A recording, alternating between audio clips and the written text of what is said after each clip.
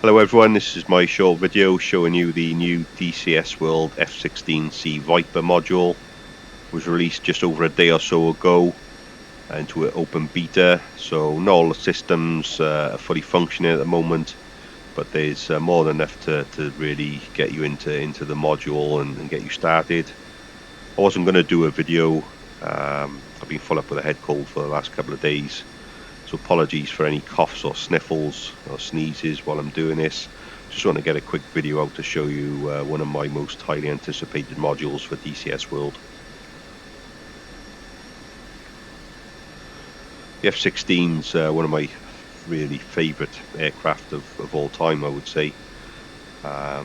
Its maiden flight, official flight, was same month and year as my date of birth.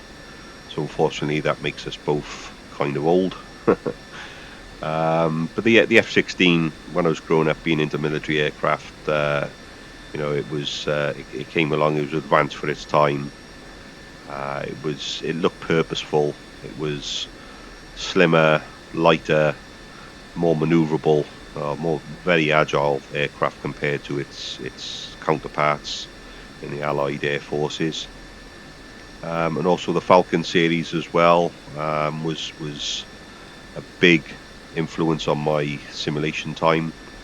It was the series that made me upgrade from a ZX Spectrum to a Commodore Amiga after playing the game on a friend's Atari ST. And then of course, as the series progressed, I upgraded to a PC. I built my first PC, I think it was 1991.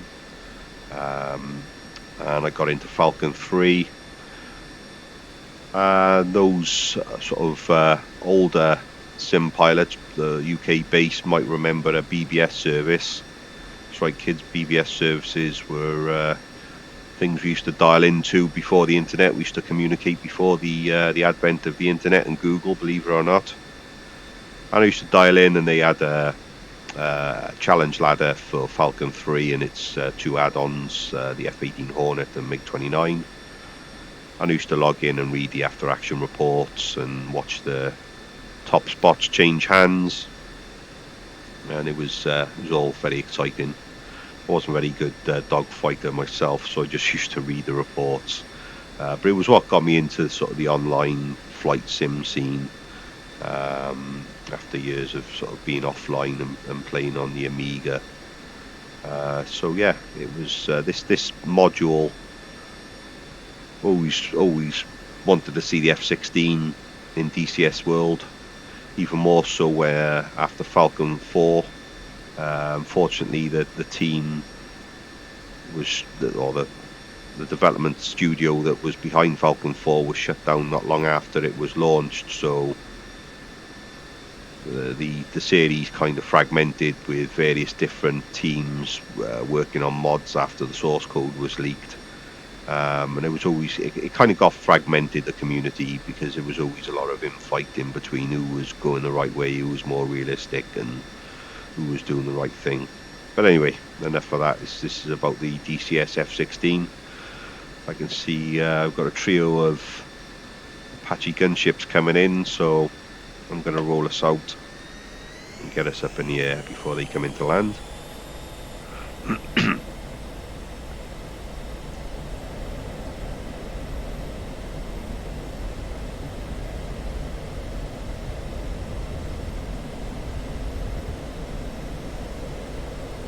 Very easy takeoff there.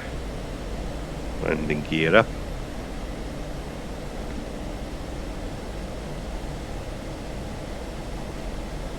There's those Apaches. This isn't one of the pre-built missions for the module. This is just me putting the F-16 on one of our sort of training missions. I put a small training mission together. It's a local airfield with some targets, a couple of tanks and trucks, etc. That me and myself and a couple of friends were using to learn how to fly the AV-8B. Indeed, we still are.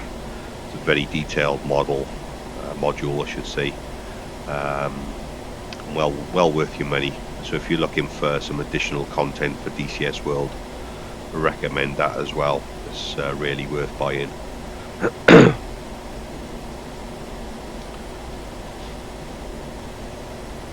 So if you remember Falcon 4, perhaps remember buying some of the add-on cockpit art to improve the textures in the very flat looking cockpit in Falcon 4. Of course, it wasn't proper 3D.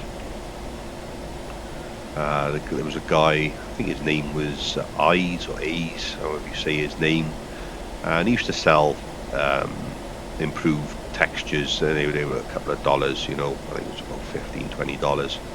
But it was well worth it because it really improved the looks of the cockpit, really a lot more detailed. Of course, these days now we've got Glorious VR, which is what I'm flying in at the moment. You can see this cockpit is very detailed, and of course I can do this, and I can look around and move my head around and look around the cockpit. I'm using a Rift S. I wouldn't say it's a generation 2, it's probably more like a generation 1.5. It's a bit of a boost in the resolution of the headset, but it's enough to make the clarity a lot better in the cockpit. I know from reading various online forums, early adopters of VR used to complain about the legibility of the dials and MFD displays, but this is very readable. I'm still trying to get a bit of a balance between sort of frame rate and visual quality. I'll post my specs up in the description, so if anyone's got any tips for me, I'm all ears. But essentially I'm running an i9 overclocked to about 4.7, 4.8 I think it is, 32 gig of RAM and a 2080 Ti graphics card. As you can see, it all looks very nice inside the cockpit. Just take this out, so we've got the sun behind us a little bit. There we are, that's a bit better. So you can see, just sort of leaning in, you know, there's a bit of weathering, bit of wear on the raised sections around the buttons there on the UFC.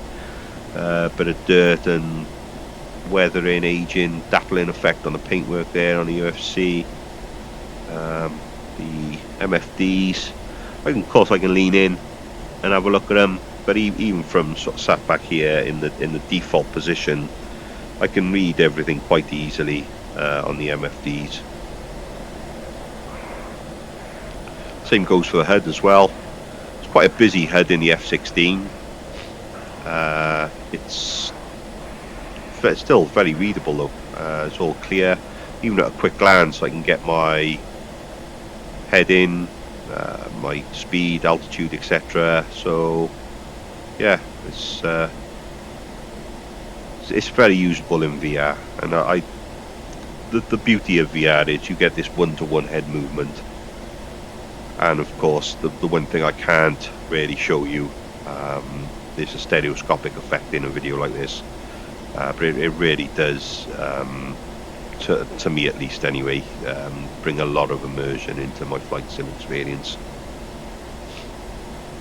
So going back to the F-16 though, you can see it's got a lovely bubble canopy. It's almost like flying in an open cockpit. You've got no canopy frames, you've just got the HUD in front of you. There is one frame just behind the seat, but in VR I'd have to dislocate my neck to be able to show you that. I'll go into external view shortly and show you that.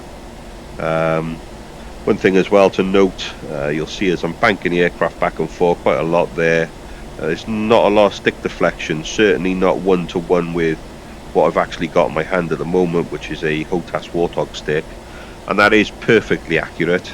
The F-16 design was around the HOTAS hands-on throttle and stick setup, so you've got the throttle and stick by the side of the pilot, and the actual pilot seat is raked back a little bit as well, compared to other aircraft of that time. and that's all to help with manage the G loading on the pilot. Of course, they got G suits, but in a highly manoeuvrable aircraft like the F-16, it's the G forces can be quite considerable.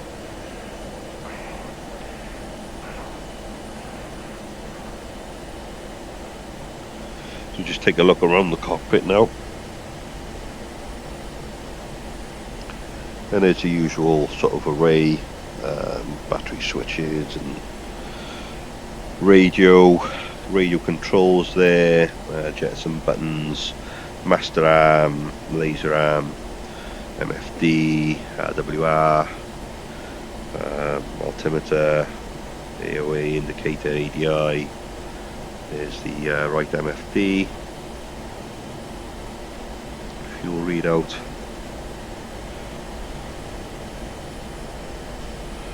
Road switches along there, which I'm sure I'll get acquainted with. There's some instrument lighting controls there. That'll be helpful, certainly with night flight.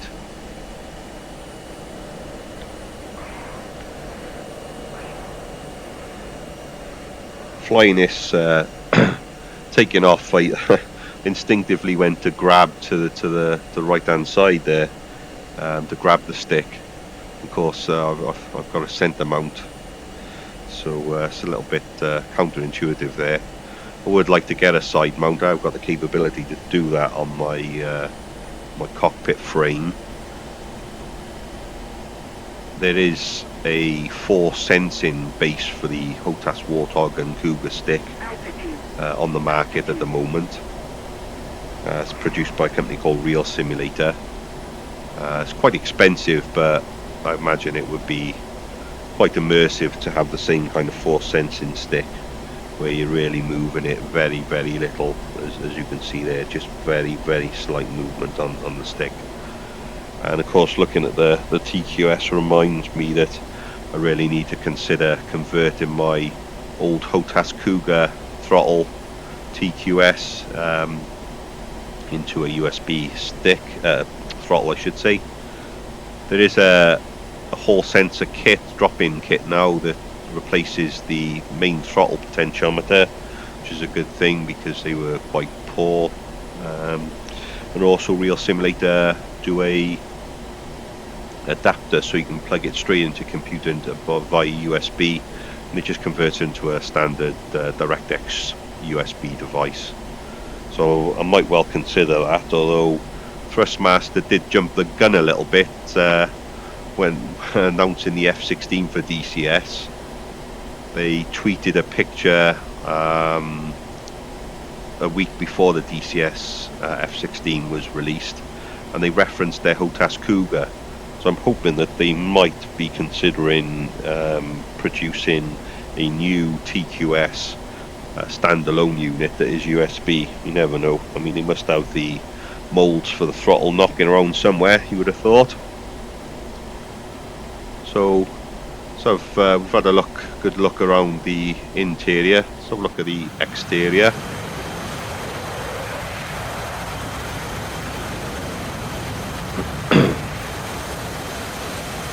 As you can see, nicely textured there, river patterns and everything. I've got it basically empty, the system. I just wanted to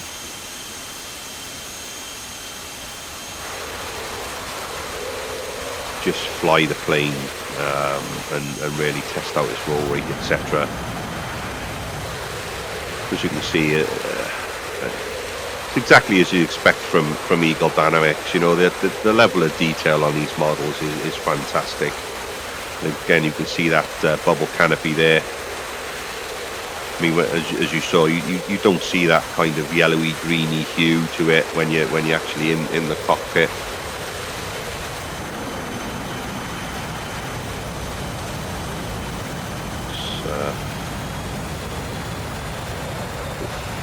Pull out the burner, shall we? There we go.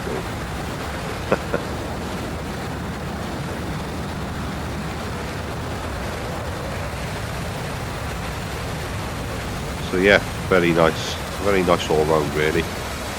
Certainly the visuals are there. I think it's just a case of adding the various systems in, and if there are other modules or anything to go by, they'll be adding those in bit by bit over the coming months and year. Same as they've done really with the F-18.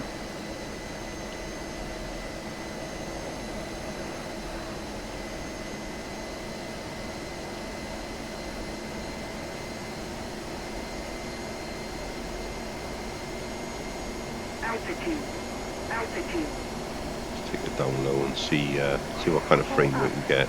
As I said, I'm still kind of playing around with settings, trying to get a good blend between frame rate, visual quality. I think I'm not far off. I could probably do with a couple of tweaks, maybe just to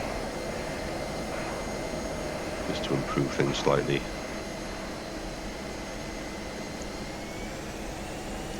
Let's give it a bit of welly and go down low. Altitude.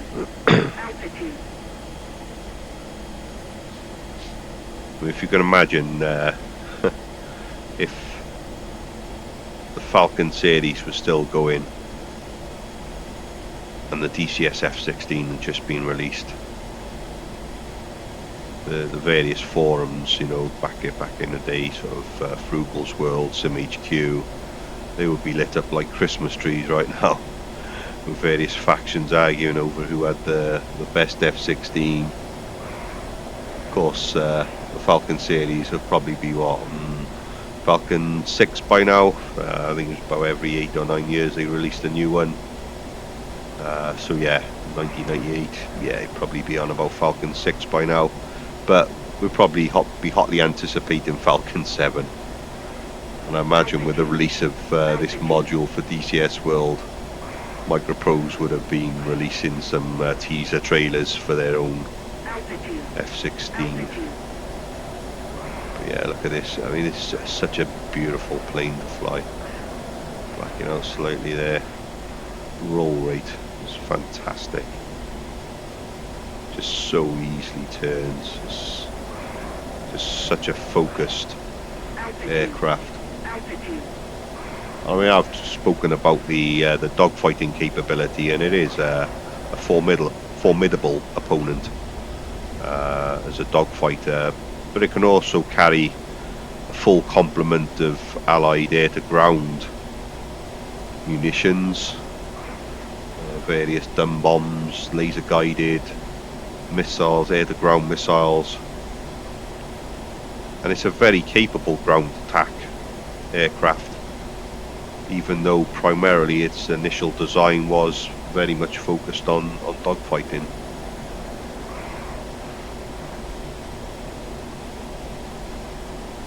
So there we have it. That is the DCS F-16C Viper.